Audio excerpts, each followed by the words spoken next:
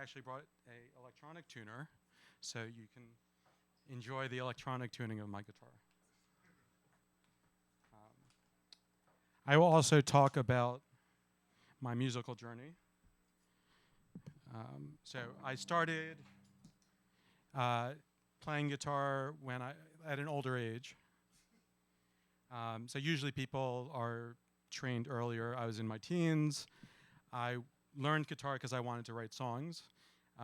That was what inspired me. All of the music that you hear that makes you feel connected to the world in disconnected situations, to me, that's why I wanted to play music. So I'm self-taught, although I do tune. And I'm going to play a song that, can you hear me? Sorry. I'm going to play a song that I decided to write when I woke up one morning I have the date written right here, May 26th, 2018. I was looking in my bathroom mirror, and I said, I need to write a song called Rearview, Mirror of My Mind. And it's going to deal with all of the relationships that aren't working out, whether they're romantic, professional, business, band relationships, I think I've gone through all of them, family. And I said, this is a song I haven't heard before, so I'm going to write it. And I'm going to play this song. Along my journey from being self-taught, I ended up playing with better musicians. I left my living room where I was just playing my songs, and I played shows in bigger venues. I met a Grammy-winning producer on the street, built a friendship with him. He co-produced a full orchestral version of a song I wrote about New York City, which you can hear on Spotify and other streaming platforms. That song, more recently, I met another producer, his name is Kari Matin, and he produced The Roots and Jill Scott. And we talked for hours through a mutual friend. He was in New York visiting for a Tribeca Film Festival premiere of a film he scored. And then he invited me out to his recording studio near Austin. And I worked on recording this song, which is now in a rough mix, but we'll be continuing to finish it. And so it's called Rearview Mirror of My Mind. And here we go.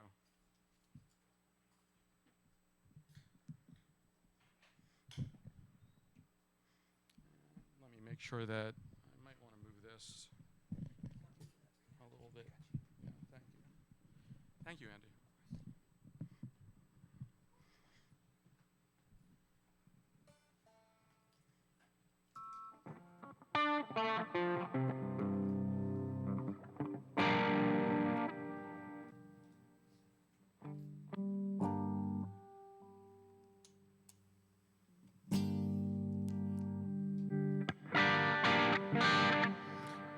Here we go.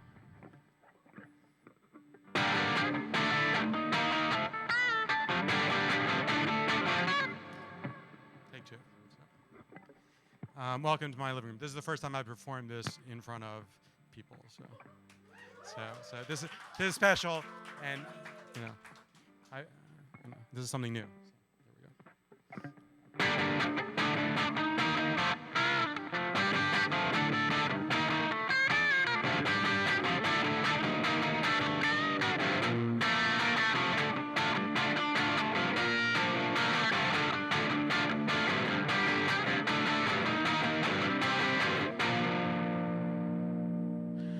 Wired from playing our game, tired of placing the blame on you, on me, on me, on you. We've got nowhere to go and nothing to do.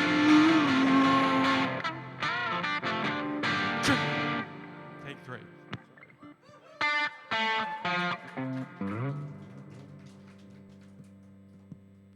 This is what it's like to be at a music salon in my living room. So I'll get through this, don't worry. So we'll edit it in post, as I said. So here we It sounded really good in my living room, so here we go. So,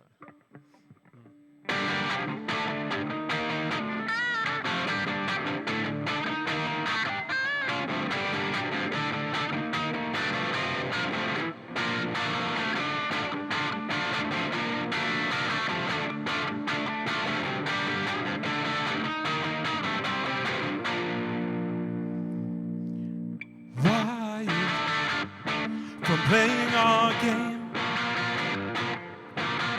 tired of placing the blame on you, on me, on me, on you. We've got nowhere to go and nothing to do. Try to leave you behind to a vanishing line in the rear view mirror of mine. Try to leave you behind to a vanishing line in the rear view mirror of my mind. In the rear view mirror of my mind. We thought that we are the same. We fought the myth of our shame. On you, on me, on me, on you. We've got nothing to do.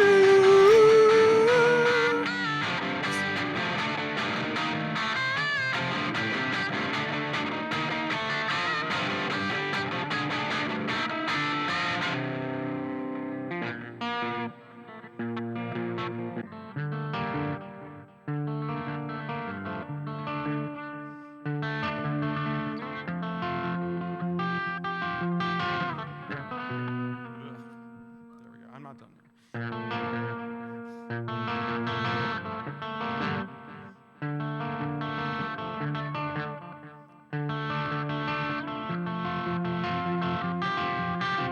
I try.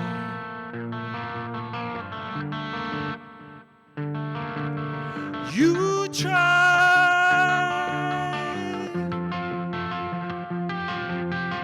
I try.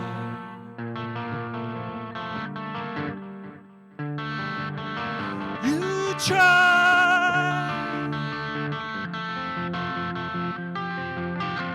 I try to leave you behind.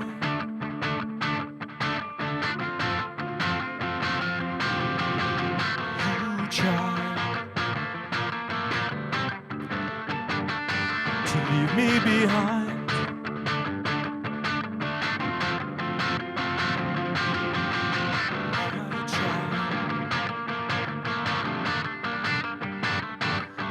You behind.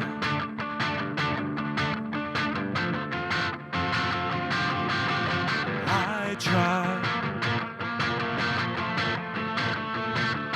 to leave you behind.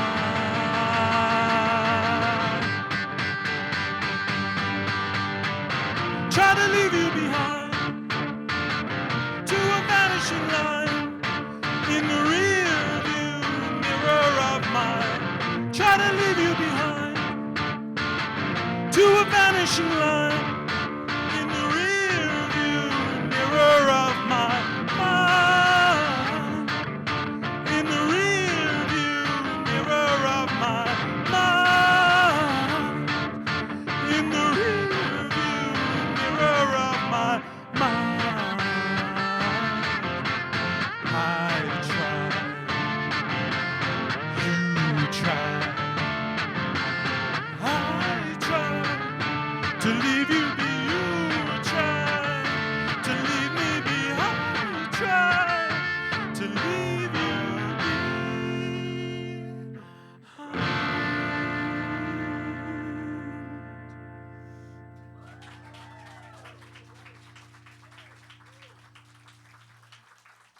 behind. Thank you very much. I'm going to resist the self-critique that I would have right now. And just say thank you for listening to that. So yes, thank you for listening. I appreciate the audience, and I'm looking forward to your questions And yeah, here we go. Oh, yes. What's your name? Good to meet you, Kevin.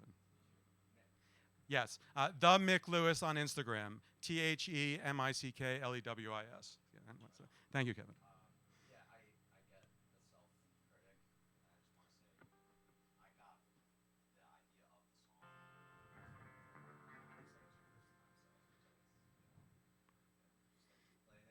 Yeah.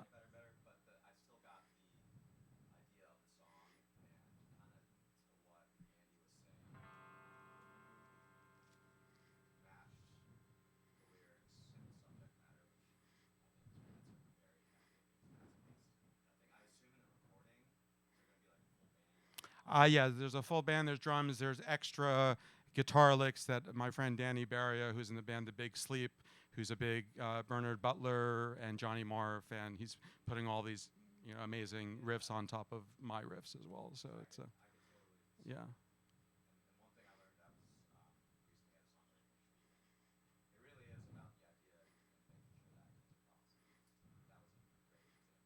Thank you, Kevin. I appreciate it. So.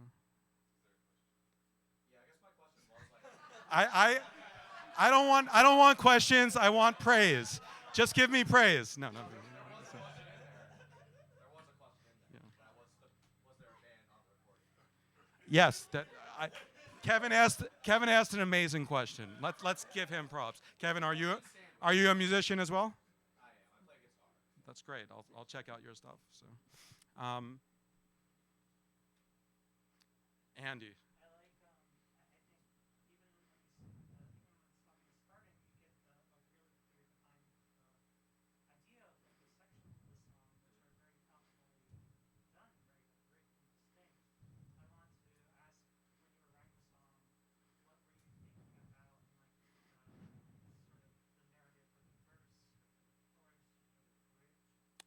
Um, yeah, these are great questions. So, in the song, and you probably heard most of the lyrics, and I kind of felt better about stopping and starting because of your performance style gave freedom to anything. So thank you, Andy, for that.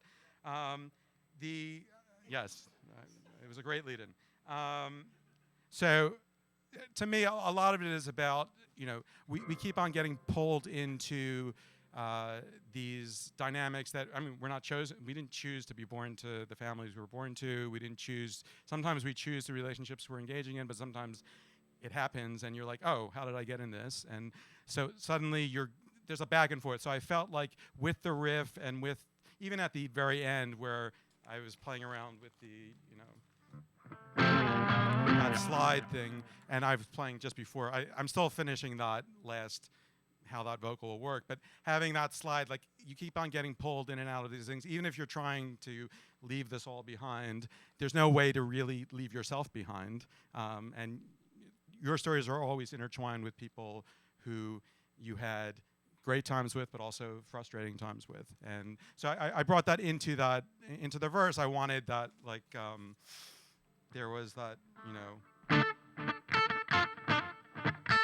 it felt like a very like punky friction style with the verse of saying wired from playing our game. Like you're in a game with someone, whether you know it or not, and you're wired from it, but you're also enervated from it. It's all part of that system. And then when you're alone, you're like trying to leave you could be me as well. It's not just the other person, it's yourself. And I say that during the interlude part where there's a build up and you try to leave, I didn't sing it right, but you try to leave you behind, I try to leave me behind. And we're in that process all the time, also in good ways. Like when you're really connecting with someone, you are leaving some of what you were holding on to before that you felt like, oh, this is me, and then you're with someone new who brings out some better side of you, and you're like, oh, that's not me. That's not who I want to be. So anyway, I hope that answers some of your questions. Thank you. Ah, perfect. Yes.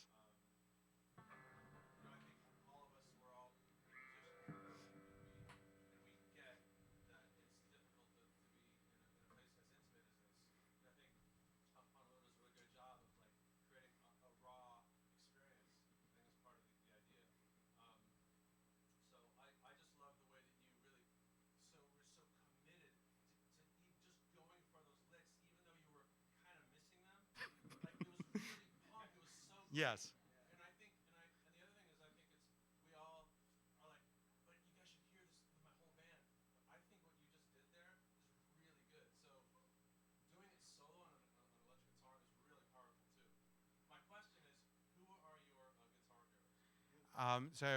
That's a great observation. Before I get to the guitar heroes, I'll just say a little story. And I didn't do the intro where I also am a music journalist. I built the website division for the music magazine, The Big Takeover, and I run their Instagram. I review a lot of shows. So I've interviewed some of my heroes, and tied into that, I once interviewed the original lead singer for Duran Duran. His name is Stephen Duffy. He ended up leaving Duran Duran before they released any records, then was very jealous of them, and so became his own synth pop new wave star. Stephen Tintin Duffy had a hit called Kiss Me in the 80s.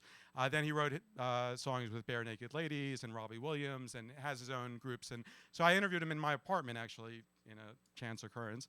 And his girlfriend was there, and I had a guitar on the wall, and he went out to take a phone call, and she was like, oh, play us a tune. So I played one of my songs, not this one, I was also working on, and he walked in the middle, and he said, and I was like suddenly so nervous, and I stopped, and he's like, no, keep playing. So I played it, I fumbled, my voice cracked, everything went wrong. I have it recorded because I was interviewing him, and then I was like, the first thing I said after was, what should I change? And he said, don't change anything. This is a great song. Just rehearse it more, like Kevin said, and you'll do well. And what you did was the bravest thing, because I played in front of tens of thousands of people, and at those shows, people aren't focused on you, but you were playing in front of two people who you could tell if we looked away. You could tell, and what you did was brave and courageous. So tied into that statement. Thank you, Jeb. Guitar heroes, Johnny Marr. It's getting hot in here. Johnny Marr is a hero. I interviewed him for the Big Takeover. Bernard Butler as well. Who else? Those are a few. Edwyn Collins is I'm a big fan of Edwyn Collins. To me, it's more about the songs, and if you have great songs, then you're bringing in the right musical standpoint for that. So. Oh, and yes, people have said there's a little Morrissey in this as well. So I'm a big Smiths fan as well. So yeah. So. But Kevin, you got. We'll talk afterwards. I'm going to give other people, if there are other questions. Oh, sure. What's your name? I'm Albert. Albert.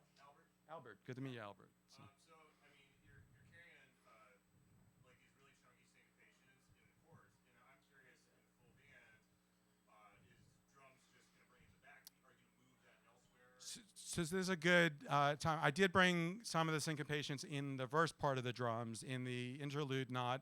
I am looking for a new drummer. I mentioned it at the Soundshop. I may have a show coming up. I've been asked to play, we're confirming it, at Bowery Electric in December. It would be nice to play with a drummer. I've toured in Europe solo and rehearsed with songs I've played before. It was good. But yes, there is that tension between trying to highlight the syncopations in the rhythm part of it as well, because to me, if you don't highlight that, then it's kind of lost sometimes. So but any other? Oh, Anno.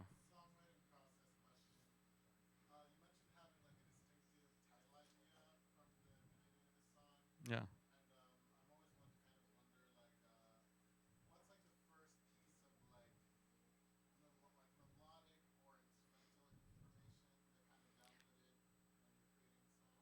Sure. So the New York song, New York City, I Thought I Heard Your Voice, that took over a decade to write, and I had a little ostinato that I was playing and just some lyrics, and then it took, over time, it became about New York City, and I did that. I have another single, my first single, Kiss on the Cheek. That was an experience I had. The lyric is, what a difference makes 1 week.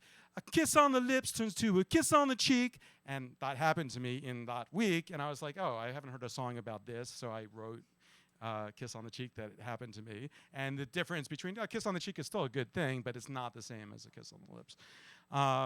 So in different ways, sometimes it comes right away as the title, other times I'll be playing with something for a while, and then you sing something, you have some lyrical idea, and you're like, oh, this is what the song's about. So good question, So, okay, sure.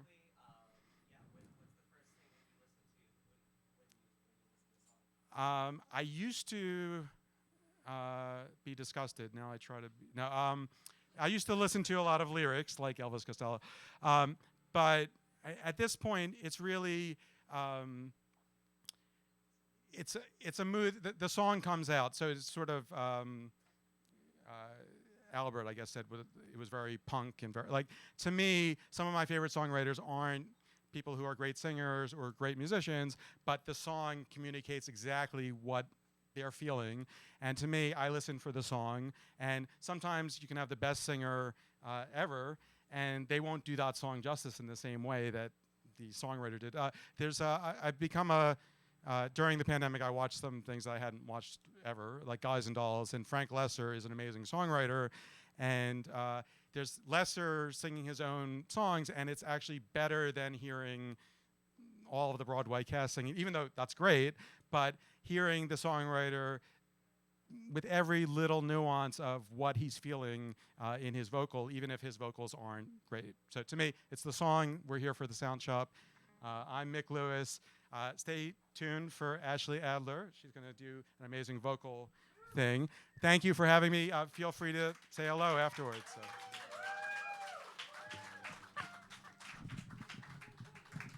Mick, thank you so much. And you know, it's really interesting as Soundshop has gotten bigger, and I continue to encourage artists to share stuff that is still in progress, but I feel like the size of the audience is intimidating. So I'm especially pleased that Mick was brave enough to you know, do something that's a work in progress, because that's part of all of this as well. Also, I haven't gotten an opportunity to do this, but just in case you were curious, a question is a sentence worded or expressed so as to elicit information.